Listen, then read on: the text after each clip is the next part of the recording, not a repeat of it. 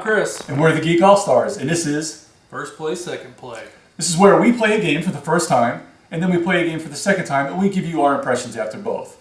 But for full disclosure on La Isla, which is today's game by Stephan Feld, 2 to 4 players, plays in about 60 minutes. Full disclosure, we have actually played this 4 players before, but this is going to be a first play, second play of 2 players of La Isla. We want to see how it differs in just playing with the 2 people and see if it changes that any bit. Right, and I suspect it'll make the game move a lot faster, obviously, because we're going to be moving through. Now, La Isla, when we played 4 players, actually moved really quickly because there is some simultaneous action selections and things going on where you're revealing cards that you select from round to round and actually resolve those almost simultaneously. There's only 1 turn in the game where you're taking turns placing things. So the action moves really fast so far. We want to see if that continues with the second player game, see if there's enough choices left in the game with 2 players versus the 4 to make it worthwhile as a 2-player experience.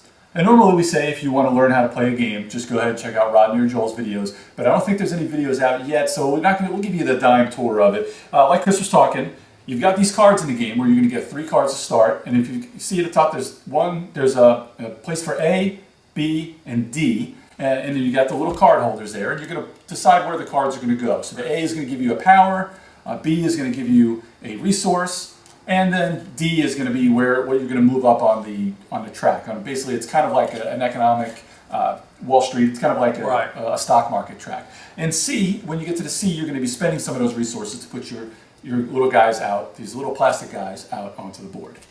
Right, and then when you select A, you're going to reveal, and that's going to show you the power that you have.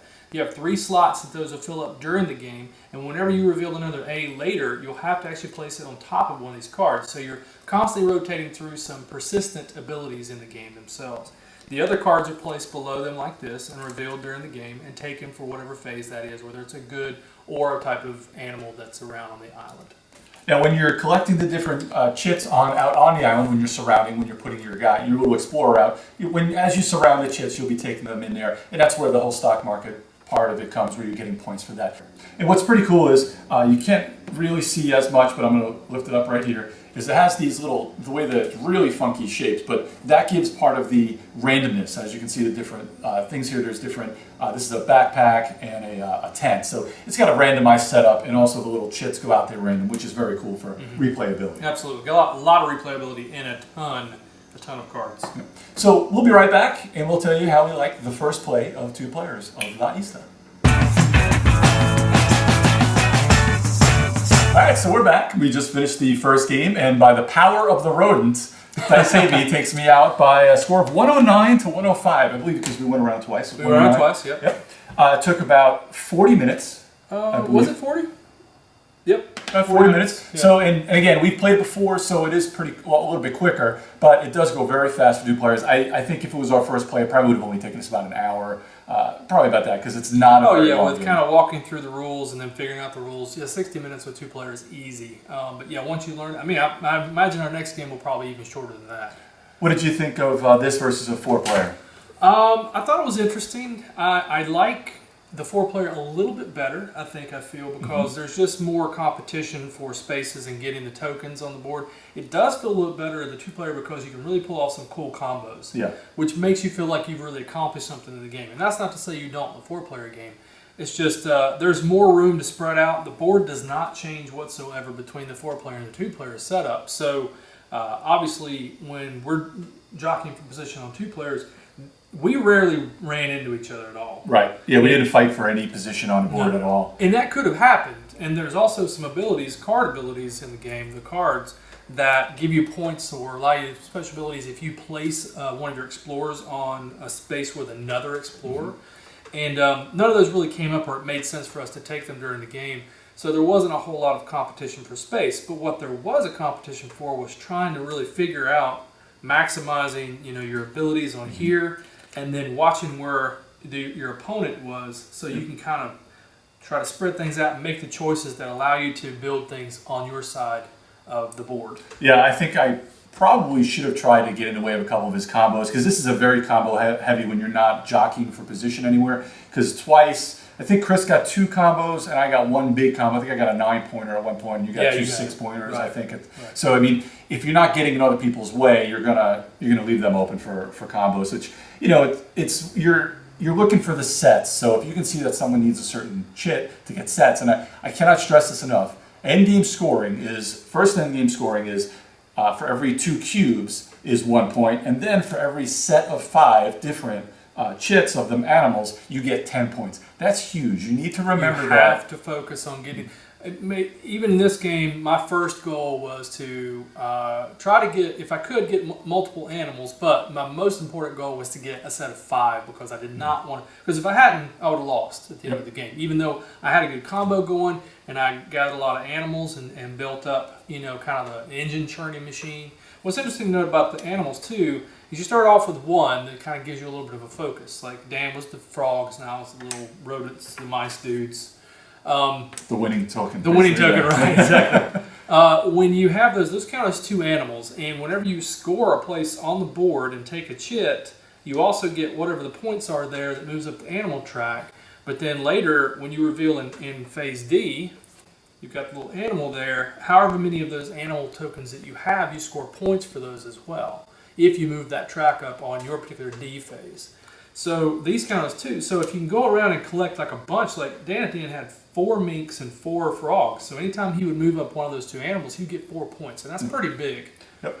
The other thing we'll talk about right before we go into the second play is that this track is pretty important now. The way it's got a pretty interesting end game thing where there's numbers on it, 1, 2, 3, 4, and there's actually a 5 on there. When you get up certain spots, it's not just in order. There's a certain amount of spots that it goes up to where that number's there. So not only is that the other end game scoring thing where, like I said earlier, it was kind of a stock market thing, but it also is how you end the game. So in a 2-player game, whenever there's 7 points worth of on the animal track of any different animal added together, that's when the game ends after that round. So at the end, I had the chance, luckily I had 4 frogs and 4 minks, so I had the choice whether to do frogs or minks in my hand, and I decided to do frogs because I wanted it to go 1 more round because I knew that if a frog went up 1 more space, it was still only in the 2 and not in the 3, so I knew I had 1 more. My only mistake was I didn't go for a combo. I went across the map to just try and get an easy chit. If I would have stayed for a combo that was right next to it, I would have been able to get a dragonfly and a dodo, and that would have put me the extra. Oh, you that would have been had the one I was sets. missing. Yeah, Yeah, exactly. and that was the difference in the because we were separated by 4 points. So a lot of fun, 2 players, real quick. I think a lot of people that have spouses, a lot of times they're like, "Oh, I really like 2-player games." This is a rare Feld. I guess Bruges, you can kind of do this too, but this is a rare Feld that you can play one-on-one and not feel like it's even speaker taking stop too as well. I mean, it works like we talked about on the podcast. Yeah. Also, the thing that we'll mention, and we'll talk about how after the last play, to see how it's kind of like you talk about mana screw in Magic the Gathering, and in Bruges, and in this game, you can get card screw because you can get something out and you're looking for a certain card, and no matter how many cards you get, you may never get that certain color, even though you can use the blank action instead of putting guys on to get a color. A cube of your choice. You rarely want to do that. Yeah. It's very inefficient. But if you absolutely need, as a matter of fact, that last combo that I needed to pick up, I just passed my turn and said, I'm going to make sure I have that color that I need. And it was exactly what I needed. I knew that was coming. Yeah. So we'll be right back.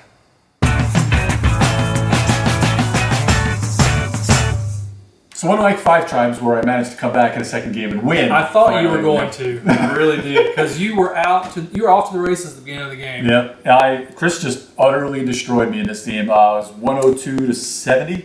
It's all about the frogs, baby. Yeah. This is where, I guess kind of the same thing with Bruges. This is where we talk about combos and card screw, which is funny that I kind of alluded to that at the end of the first play. Yeah. This is, at the beginning of the game, Chris got a little bit of a card screw, but you were able to get a card that gives you 4 placements instead of 3. Right. Normally, you have your board placement here, which as you're building out your individual A slots, this is where you put your special abilities for your cards in the game. You have to start filling them up as you go through after the 3rd round because you can only have 3 slots open. This card allows you to set it off to the side and have a 4th slot, which kind of gives you a wild card spot. You can kind of ditch stuff there that you don't want or put something there you want to keep for most of the game. What really benefited me as well is that on top of that card, I was able to also place this card, which gives me the ability to draw 4 cards every turn. So now I can't place four cards, but I have 4 cards to choose from, in which to use 3 placements, and an extra slot in which to choose where to put that other card. Yep. It's pretty powerful. Yeah, it is pretty, especially if you can get that double combo there where he got it the first hand. In the last game, I got that on the first hand. I used it quite a bit to use the extra slot, but I also did the exact same combo, I think, but I lost. But I mean, I did the same combo where you get the extra card. This game, I got the extra card, but I never saw the extra slot. Right. So I didn't want to cover it up, and maybe that's kind of a fault of mine, but I mean, it's kind of, getting four cards is huge. So, I mean, that choice that you got is one extra card is huge in the game. Yeah. Absolutely. It's almost like multiplicatively important because that's 3 extra choices, which opens up everything else Absolutely. in your hand. Absolutely. And like I said, like with Bruges, you had gotten a combo in this game where you were able to, anytime you put a frog, every time he put a frog up on the track, he was able to score 4 points because he had 4 chits and frogs at that point. Mm-hmm. And anytime he did a frog, he actually got to move it up and move anything he wanted up a second, right. Another one. So he was getting 8 points. Like for instance, like we said again, to reiterate, in phase D, at the corner of each card, there's an animal. And so every turn I was drawing 4 cards, I had this card which enables me to get points in addition to these points that I'm scoring and moving something else up, which of course I was going to move the frogs up because I had the most. So it was not only my base animal, so I had the most of them. So you were to start off with 2 and then you got another 2 I got another 4. Exactly, Yep. 4. So I'm scoring for that, and then I move that up and I score again, so that's 8 points a turn. And I'm drawing 4 cards for like 4 turns in a row. Yep. Boom, boom, boom. It was like 8, 8, 8. And I was like, well, there's the game, because we were neck and neck up until that point. Because after I got off to a little bit of a lead, he caught up with using the frogs, and then once he got that combo, he just went crazy. So I mean, those 4 rounds, it's 32 points, and you won by about 32 points. So I mean, but again, this is going to happen in games with this many cards and this kind of a combo heavy. But the good thing is, kind of like in other games that could have just a bad luck game, it only took us about 35 minutes, 40 minutes again. 35 minutes. Yeah. So before you know it, you're starting off again. So I mean, it is what it is. You see it coming. I mean, you see it coming, and you're like, well, next time I'll see what I can do. Because like you were mentioning in another game, especially with a 2-player game, we again talked about we didn't get each other's way. Same thing happened in this game, although you did. I started to try to, but it just didn't work out for the next cards. It didn't work out. But actually, what happened was I was trying to go one way on the track and take something, and he ended up taking one of my minks.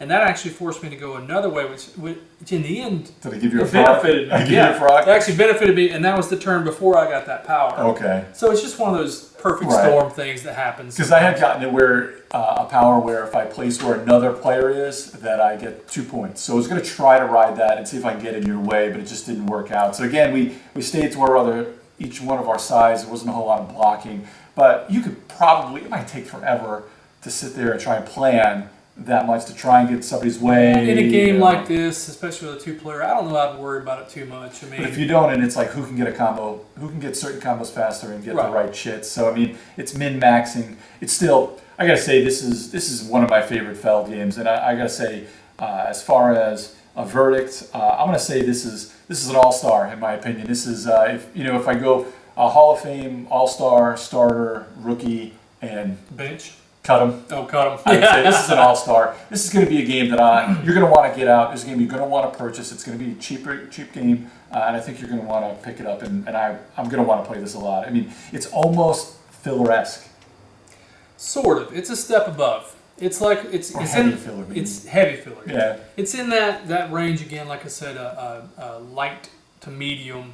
Euro experience that has a lot of familiar effects in it, but does it in a unique way. I'd give it the same rank. Definitely an all-star. Not Hall of Famer, not quite there, but definitely solid game. Had a blast. So recommended. Yep. Thanks for joining us, and I hope you check out our other videos, and we'll see you next time. See you.